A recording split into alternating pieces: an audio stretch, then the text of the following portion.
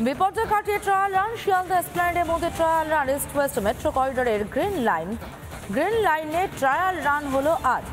বউবাজারের সুড়ঙ্গের মধ্য দিয়ে ছুটল মেট্রো। যে ছবি দেখতে পাচ্ছেন, বউবাজারে আমরা জানি বাড়ি ভেঙে পড়ার জন্য দীর্ঘদিন ধরে কাজ বন্ধ ছিল এবং ভীষণ ধীর গতিতে টানেল বোরিং মেশিন তার কাজ সম্পন্ন করে। সব রকম বিপর্যয় কাটিয়ে ট্রায়াল রান শিয়ালদা এসপ্ল্যানেডের মধ্যে trial run east west metro করিডোরের গ্রিন লাইনের ট্রায়াল রান হয়ে গেল আজ। বউবাজারের সুড়ঙ্গের মধ্যে দিয়ে ছুটল মেট্রো।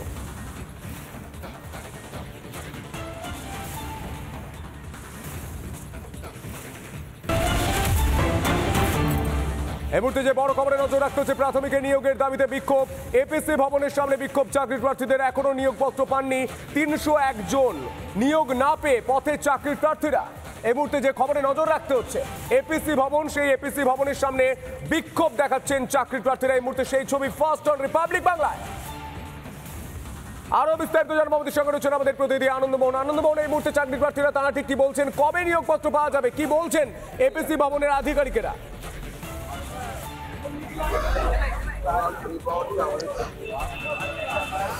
একেবারে দেখো সন্তু, বলে দিয়েছে আজকে সকাল থেকেই যেটা হচ্ছে 2022 রিক্রুটমেন্ট প্রসেস, যেখানে প্রায় 301 জন এখনো বঞ্চিত রয়েছেন। তারা বিক্ষোভ দেখাচ্ছেন। আমরা একটু যারা এখানে আছেন তাদের সাথে কথা বলার চেষ্টা করবো। দাদা আপনারা কেন এখানে এসেছেন? প্রাইমারিতে 2022 রিক্রুটমেন্টে সুপ্রিম কোর্টের নির্দেশে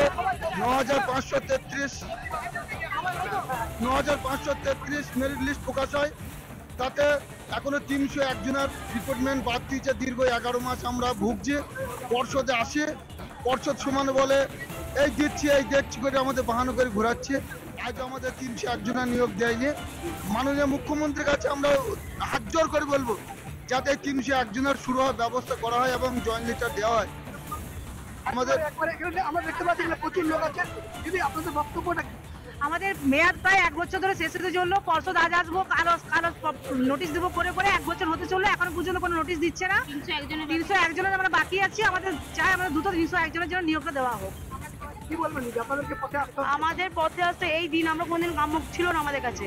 আজকে ঘর সংসার ফেলে রেখে আমাদেরকে পর্ষদে যাবে, ভিক্ষা চাইতে হচ্ছে চাকরি, তাও যোগ্য ক্যান্ডিডেট হওয়া সত্ত্বেও, প্যানেলে 9533 প্যানেলে নাম থাকা সত্ত্বেও আজকে আমাদেরকে মাত্র 9 দিন বাকি আছে, 9 দিন থেকে 10 দিন প্যানেলে এক্সপায়ারি হওয়ার সময় হয়ে গেছে।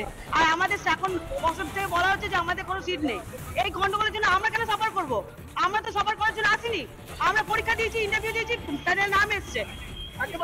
খুব কষ্ট করে আপনারা হাইকোর্ট খুব কষ্ট করে যারা এখানে আছেন তারা কিন্তু হাইকোর্ট থেকে আপনারা অনুমতি, আমাদের সুপ্রিম কোর্টের অনুমতি আছে 9533 কে নিয়োগ করার জন্য। উনি আমাদের অনুমতি মানছেন না। 301 জনকে বাকি রেখে দিয়েছে। ওবিসি এটাকে সবটাই নিয়োগ করেছে, কিন্তু বি আর জেনারেলকে বাকি রেখে দিয়েছে। আমরা চাই অবিলম্বে আমাদের 301 জনের যেমন নিয়োগ হয়ে যায়। একবারে কি বলবেন দাদা? 2022 প্রাইমারি রিক্রুটমেন্ট প্রসেস, সুপ্রিম কোর্টের প্যানেল বেরিয়েছিল 9533 জনের। 9533 জনের মধ্যে পর্ষদ সব দিয়ে দিয়েছে, আর মাত্র 301 জনের বাকি আছে। আমরা অনেকে 14 ক্যান্ডিডেট, আমরা অনেকে 17 সালে পাস করেছি। সুপ্রিম কোর্টের 9533 যে প্যানেল সুপ্রিম কোর্ট থেকে বের করেছে, সেখানে আমাদের প্যানেলের নাম আছে। প্যানেলের নাম থাকা সত্ত্বেও 1 বছর ধরে আগামী 31শে জানুয়ারি আমাদের প্যানেল এক্সপায়ার হয়ে যাবে, প্যানেল শেষ হয়ে যাবে। তা সত্ত্বেও পর্ষদ এখন আমাদের নিয়োগ দিচ্ছে না 301 জনের। একদমই আনন্দমোহন, চাকরি প্রার্থীরা যে কথা বলছেন 2014 সাল, কেউ 2017 সাল থেকে আজও রাস্তায় বসে রয়েছে। সুপ্রিম কোর্টে মামলা, হাইকোর্টে মামলা, তারিখ পে তারিখ, এখনো চাকরি নেই। এই ছবিটা বাংলার ছবি, এই কথাটাই বলছেন তারা। এই ছবিটিকে অবশ্যই আমাদের নজর থাকবে। আনন্দমোহন, আপাতত তোমায় ধন্যবাদ। নানা ধরনের কন্টেন্ট দেখার জন্য লাইক করুন, শেয়ার করুন আমাদের ফেসবুক পেজ, সাবস্ক্রাইব করুন আমাদের ইউটিউব চ্যানেল।